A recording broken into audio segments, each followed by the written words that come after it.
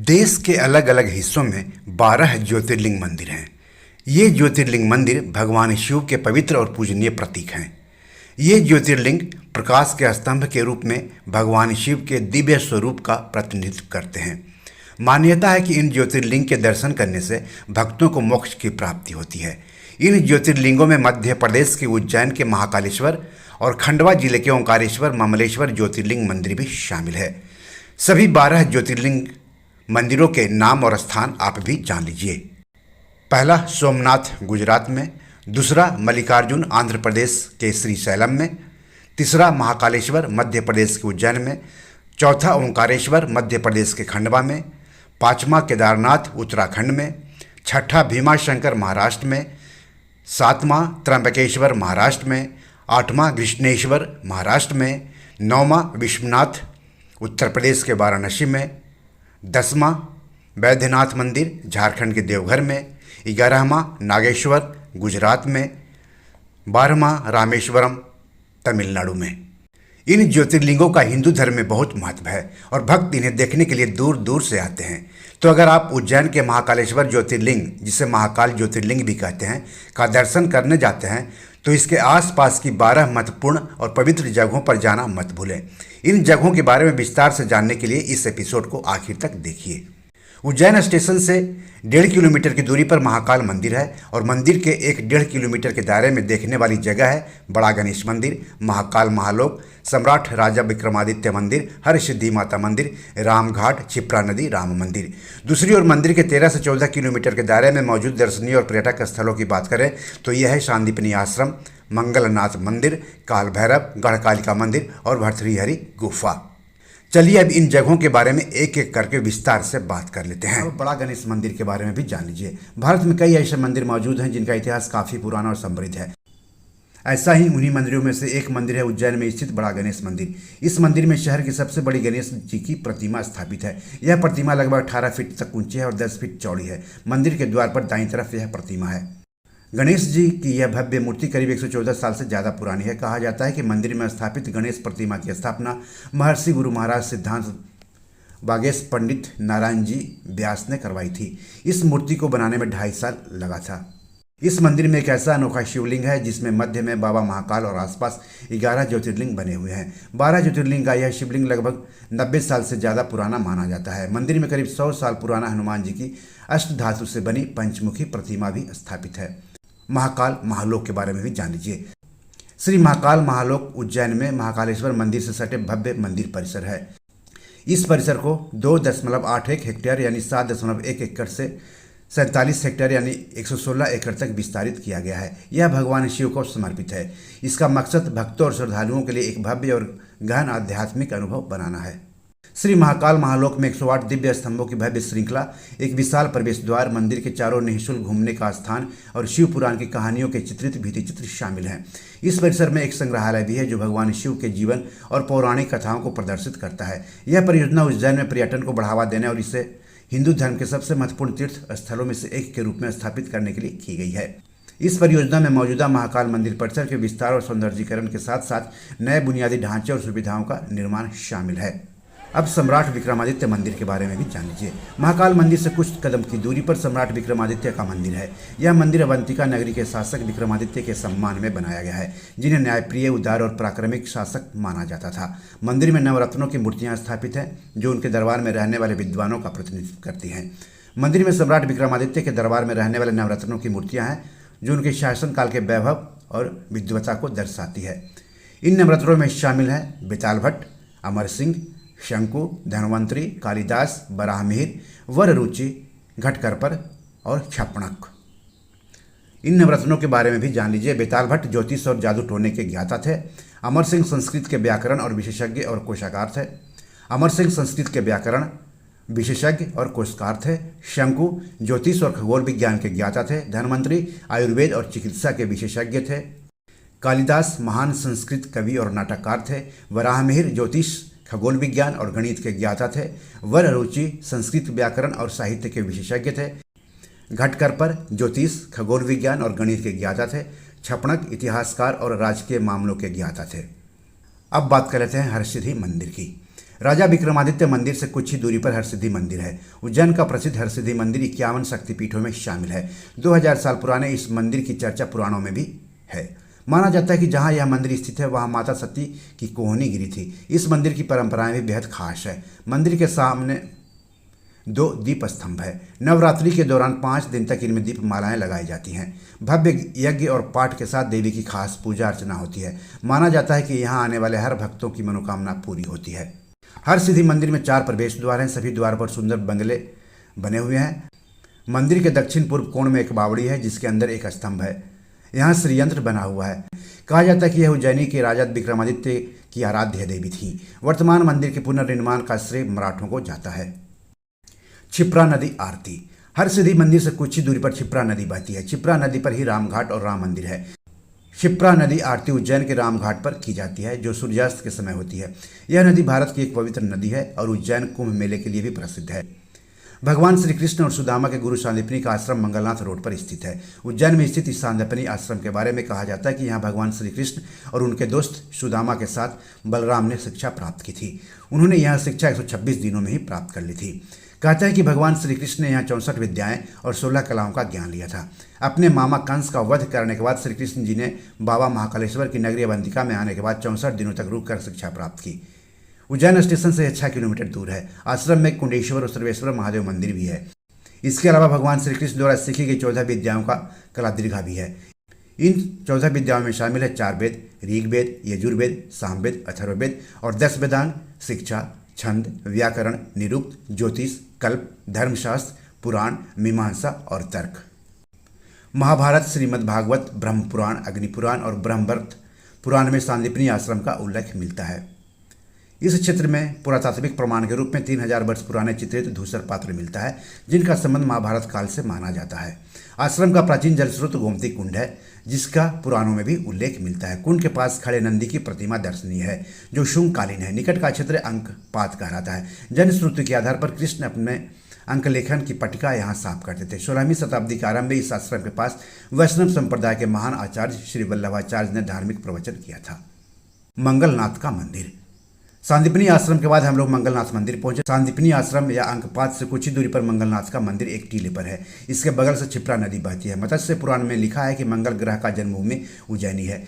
यह पावन स्थली मंगल ग्रह का उत्पत्ति स्थल माना जाता है। ऐसा मालूम होता है कि प्राचीन काल में मंगल ग्रह यहाँ निकट से देखा जाता था। अध्ययन के लिए भी यह महत्वपूर्ण स्थल रहा होगा।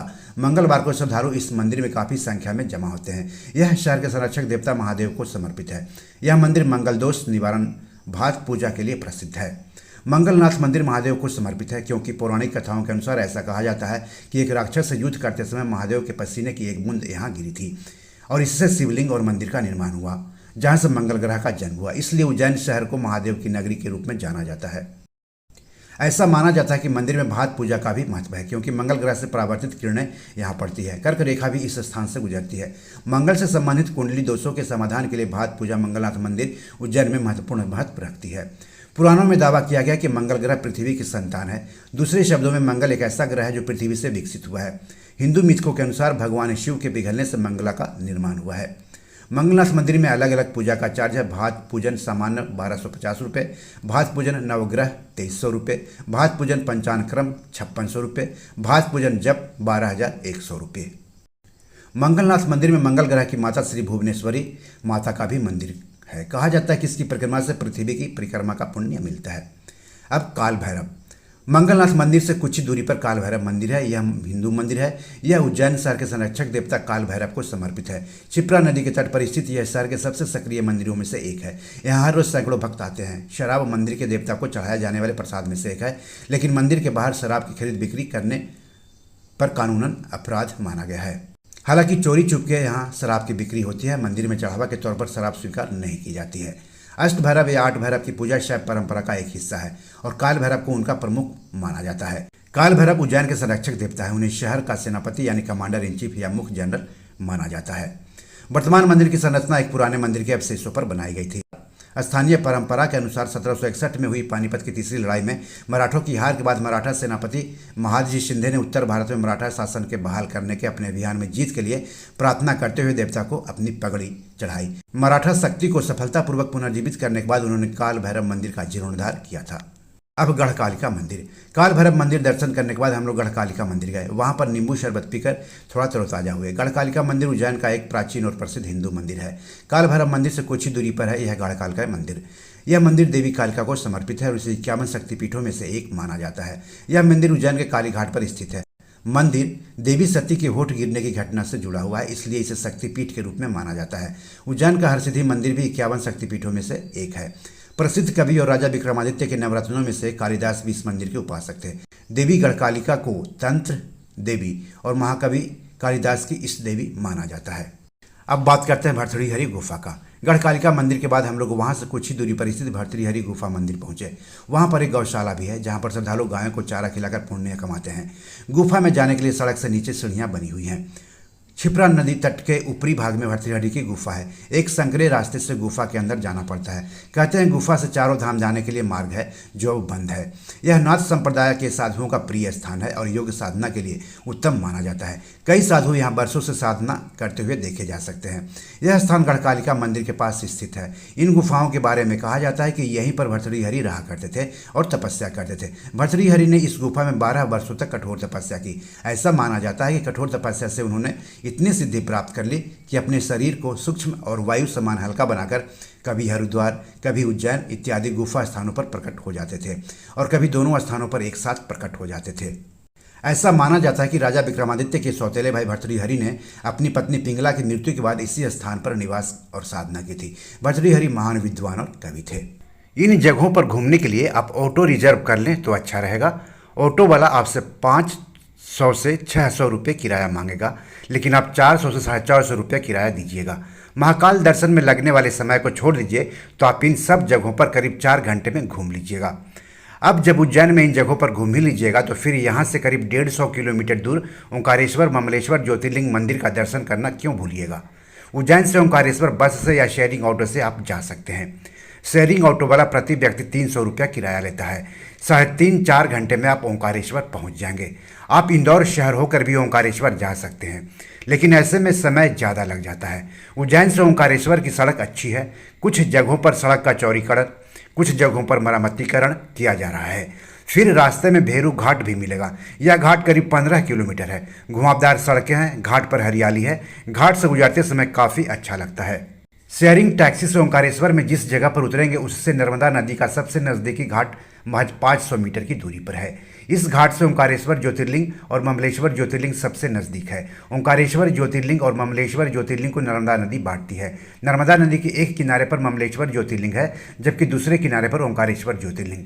जब ओंकारेश्वर पहुंचेंगे तो जिस तरफ ममलेश्वर ज्योतिर्लिंग है उस तरफ बस या टैक्सी आपको उतारेगी। ओंकारेश्वर में ठहरने के लिए होटल ज़्यादा नहीं है, लेकिन धर्मशाला बहुत मिल जाएंगे। ज़्यादातर धर्मशाला ममलेश्वर ज्योतिर्लिंग के पास नर्मदा नदी के तट पर है। काफ़ी सस्ता धर्मशाला आपको यहाँ मिल जाएगा। ममलेश्वर ज्योतिर्लिंग के पास ठहरने के लिए धर्मशाला के साथ साथ खाने पीने के लिए भी बहुत सारा होटल आपको मिल जाएगा। ममलेश्वर मंदिर से ओंकारेश्वर मंदिर जाने के लिए 2 तरीके हैं। एक, या तो नाव से जाइए या फिर दूसरा झूला मार्ग यानी स्काई वॉक से पैदल। नाव वाला 50 रुपया प्रति सवारी लेता है। आप नाव से महज 5 मिनट में ममलेश्वर मंदिर की तरफ से ओंकारेश्वर मंदिर में पहुंच जाएंगे। हालांकि नाव वाले नाव भरने तक इंतजार कराते हैं। सुबह 6 बजे से शाम 6 बजे तक ही नाव की सेवा मिलती है। आप नर्मदा नदी में बोटिंग का भी आनंद ले सकते हैं। नाव वाला कुछ देर तक ओंकारेश्वर मंदिर के सामने कुछ दूरी तक बोटिंग कराता है। इसके लिए प्रति व्यक्ति किराया 300 रुपया देना होता है। अगर झूला मार्ग से ओंकारेश्वर मंदिर जाना चाहेंगे तो पैदल 15 से 20 मिनट में ओंकारेश्वर मंदिर पहुंच जाएंगे। अगर नाव से ओंकारेश्वर मंदिर जाते हैं तो नर्मदा नदी से आसपास का नज़ारा देखने को मिलेगा, और अगर झूला मार्ग से जाते हैं तो नर्मदा नदी के ऊपर से आसपास का नज़ारा आप देख सकेंगे। झूला मार्ग हमेशा खुला रहता है। झूला मार्ग को ही ममलेश्वर सेतु कहा जाता है। सिंहस्थ मेला 2004 के अवसर पर श्रद्धालुओं की सुविधा के लिए ममलेश्वर सेतु का निर्माण Narmada hydro electric development corporation यानी NHDC द्वारा कराया गया था। इसकी लंबाई 235 मीटर, चौड़ाई 4 मीटर पैदल रास्ता, बाएं टावर की ऊंचाई 29.5 मीटर, दाएं टावर की ऊंचाई 39.75 मीटर है। झूला मार्ग से नर्मदा नदी और आसपास का इलाका काफ़ी खूबसूरत दिखता है। नर्मदा नदी घाट पर स्नान करने के बाद महिलाओं के लिए कपड़ा बदलने का रूम बना हुआ है। नर्मदा नदी में स्नान करते समय सतर्क रहें। कभी भी पानी के साथ मजाक मत करें। मैं अपनी आंखों से 8 से 10 लोगों को लापरवाही की वजह से नर्मदा नदी में डूबते देखा। हालांकि स्थानीय लोगों की कोशिशों ने उन्हें डूबने से बचाया। सवाल है कि उज्जैन कैसे पहुँचे। अगर आप भी महाकाल दर्शन करना चाहते हैं तो सबसे पहले आपको उज्जैन जाना होगा। उज्जैन सड़क, ट्रेन और वायु मार्ग से देश के दूसरे हिस्से से अच्छी तरह जुड़ा हुआ है। वायु मार्ग की बात करें तो निकटतम हवाई अड्डा इंदौर है, जो करीब 53 किलोमीटर दूर है। रेल मार्ग की बात करें तो उज्जैन खुद ही पश्चिम रेलवे का एक रेलवे स्टेशन है। और सड़क मार्ग की बात करें तो उज्जैन सड़क मार्ग से इंदौर, भोपाल, रतलाम, ग्वालियर, मांडू, धार, कोटा और ओंकारेश्वर आदि जगहों से जुड़ा हुआ है। इन जगहों से उज्जैन के लिए नियमित बस सेवाएं हैं। उज्जैन में स्थानीय स्तर पर घूमने के लिए सिटी बस और ऑटो उपलब्ध है। अब ओंकारेश्वर कैसे पहुंचे? ओंकारेश्वर पहुंचने के लिए कई परिवहन विकल्प उपलब्ध हैं। आप सड़क, रेल या हवाई मार्ग से यात्रा कर सकते हैं। सड़क मार्ग, इंदौर से ओंकारेश्वर तक नियमित बसें चलती हैं, जिनमें वोल्वो और निजी बसें शामिल है। आप खंडवा और बुरहानपुर से ओंकारेश्वर तक सड़क मार्ग का भी उपयोग कर सकते हैं। सनावद से ओंकारेश्वर तक सड़क मार्ग भी है। खंडवा शहर से ओंकारेश्वर मंदिर 72 किलोमीटर दूर है। इंदौर से ओंकारेश्वर की दूरी लगभग 80 किलोमीटर है। रेल मार्ग, ओंकारेश्वर के निकटतम रेलवे स्टेशन मोरटक्का है, जो मंदिर से 12 किलोमीटर दूर है। खंडवा एक प्रमुख रेलवे जंक्शन है जो पूरे भारत से जुड़ा हुआ है। हवाई मार्ग, ओंकारेश्वर के निकटतम हवाई अड्डा इंदौर में देवी अहिल्याबाई होलकर हवाई अड्डा है। हवाई अड्डे से टैक्सी किराए पर लेकर आप ओंकारेश्वर तक पहुंच सकते हैं। खंडवा और बुरहानपुर से यात्री इस मार्ग का भी उपयोग कर सकते हैं। बस द्वारा इंदौर, उज्जैन, खरगोन और खंडवा से ओंकारेश्वर के लिए नियमित बस सेवा उपलब्ध है। महाकालेश्वर ज्योतिर्लिंग से ओंकारेश्वर तक जाने का सबसे अच्छा तरीका बस है। तो कब जा रहे हैं महाकालेश्वर और ओंकारेश्वर ममलेश्वर ज्योतिर्लिंग मंदिर का दर्शन करने? रंगारंग इंडिया में आज इतना ही। हिंदुस्तान की ऐसी ही खूबसूरती का आनंद लेने के लिए देखते रहिए अपना यूट्यूब चैनल रंगारंग इंडिया। चैनल के लिए नए हैं तो सब्सक्राइब कर लीजिए। वीडियो को ज़्यादा से ज़्यादा शेयर कीजिए ताकि ज़्यादा से ज़्यादा लोग हिंदुस्तान की खूबसूरती का दीदार कर सके। धन्यवाद, नमस्कार। दोस्तों, ये मेरी 7 किताब है जो कि amazon.com पर पब्लिश है। आप इसे डाउनलोड करके पढ़ सकते हैं। इन किताबों के लिंक्स इस वीडियो के डिस्क्रिप्शन में दिए हुए हैं। इन 7 किताबों में से 5 किताब मनी मैनेजमेंट पर है, यानी पैसा निवेश करके अधिक पैसा कैसे कमाएं पर आधारित है।